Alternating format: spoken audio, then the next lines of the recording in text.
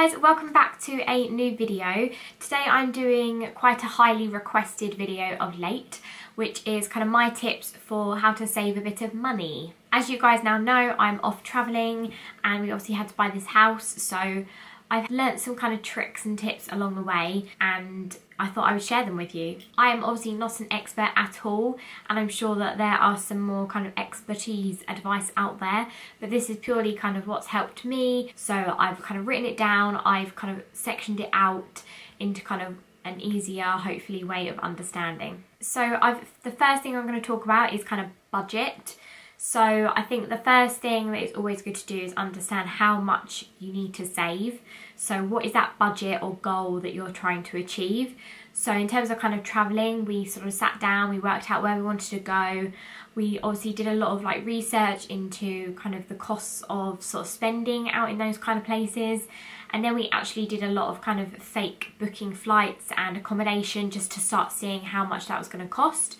It did take a bit of time, and then obviously just through talking to other people as well, you kind of start to know how much you sort of need. So we kind of decided on this sort of ballpark figure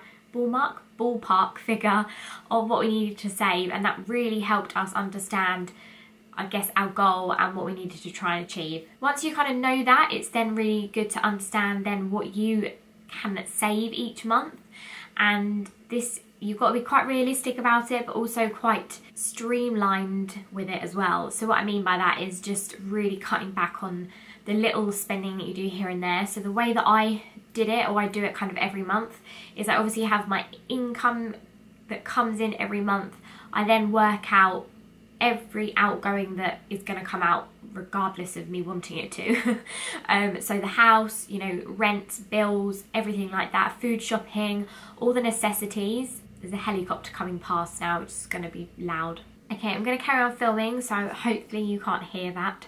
Going back, so yeah, really important to kind of work out your income and then work out all your outgoings, so your phone bills, your, like, we have Cineworld cards, everything like that. And then once you kind of know that that's your base level, then you need to think about other things that are maybe not like to treat things, but I don't know, if it's someone's birthday or you've got something coming up that you kind of have to go to, or you're going to spend money. It's just working out each month basically exactly what sort of chunk left you could potentially then put away, which is always then what I did. So I worked out what I would have left after kind of the real essentials, and then literally every month, as soon as I was paid, I popped that big chunk of money into a savings account and tried not to touch it and tried not to bring it back out.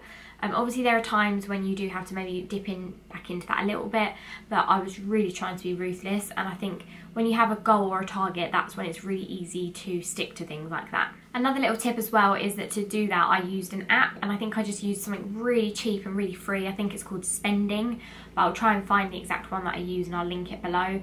But that's also really helpful at just sort of noting down what you get in and then what you want out, and just almost like seeing it on your phone, you know, I guess what's in and out. Okay, the next kind of section to my saving tips would be like be savvier. So just around kind of budgeting and kind of trying to cut back costs a little bit. So there was a few things that I did. You guys, if you watch me regularly, know that when I kind of do food shop, I always like meal plan for that week. So things like that has really helped with saving money.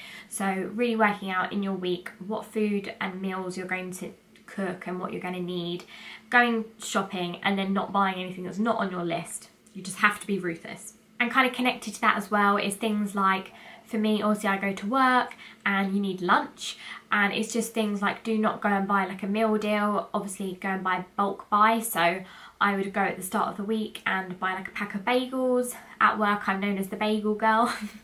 So yeah, go and buy like a pack of bagels, buy ingredients that you know are going to last you for the whole week, and then just cook it in the kitchen. Obviously some people might not have the ability to cook maybe at work, but you know, maybe bulk buy some stuff, cook it in the evening, and then take it in the morning.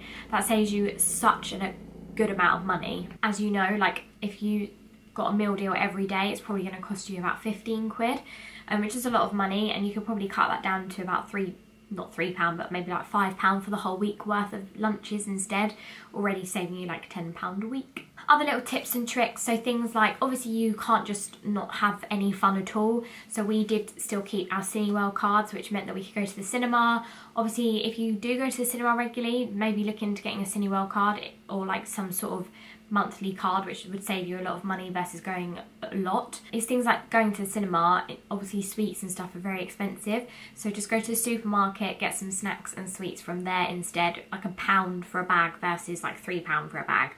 Those little things really helped. Other things that I like to do as well is obviously like read books, and again books can kind of end up adding up, but little things that I did was just making sure that on like my Kindle I was looking at kind of sales and books at like 99p, or I was using like Amazon secondhand, which sometimes actually you don't find cheap deals, but sometimes you can.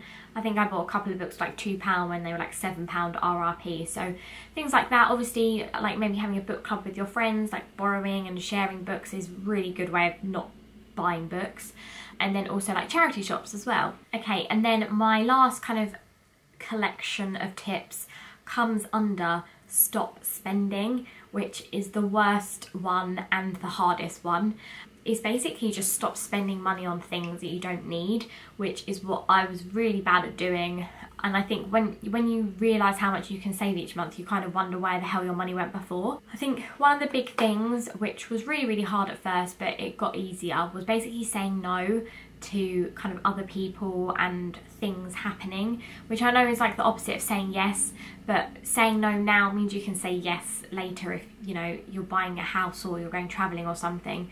So it was really also important to tell all my friends and family that we really needed to save. And you know, if you've got good enough friends and family, then obviously they're going to understand and not kind of make you do things that, you know, you can't afford, and they're going to understand if you can't go to that lunch or that dinner or that birthday thing. And I did actually have to turn friends away to doing birthday things, which I know sucks, but at the end of the day, if you have something you need to save for, then you just have to be really ruthless. So it's just knowing that it's okay, and as I say, if you've got decent friends and that, then they'll understand. And part of that as well, obviously, as I said, you don't just want to not go out the house or not do anything. So it's just about being savvier with your spending and making sure that you're doing things for free. So me and Dan obviously sort of going date nights, not going out and spending like money on loads of dinners. Like we didn't really do that much before, but even the occasional Nando's, you know, it all adds up. So, you know, we found lots of ways that we could have fun for free, like going out for day trips that just were kind of going to the beach or going for a nice walk somewhere, and it just meant that we weren't spending. And you know, you take a picnic with you instead of kind of eating out. So little things like that. I'm not trying to be a fun sponge, but these things help. In terms of kind of like clothes and things like that, that was obviously going to be quite a big thing for me because I got into really bad habits of just buying a lot of stuff. But as soon as you get into the habit of not, it becomes quite easy. So the Anna Edit, she did a really good blog post about this, which I will link below. But one of the things that really helped me was starting to like look at my wardrobe in a different light. So like clearing it out really helps. You start to see what you actually already have in your wardrobe. Obviously if you're on like Instagram and things, you're always going to see temptations or inspiration for outfits and things, and you're going to maybe want to buy something. But instead of like buying it, think about how you can maybe make that outfit out of something that you already have. So I do that quite a lot. Like I kind of save things down and I think, oh, how could I make that with like something I've got in my wardrobe already? So that was a really like simple way of trying not to spend money on clothes. And again, it's just getting into a habit like, I do not need this. Like, why am I buying another pair of like jeans or I don't know, another t-shirt just for the sake of it? It's more just like thinking, you know, do I need this? Because no, I don't. So that is actually all of the tips that I have. As I said, I am not a professional, I'm not kind of an expert, but hopefully these tips can help someone out there. You know, start small and then try like big.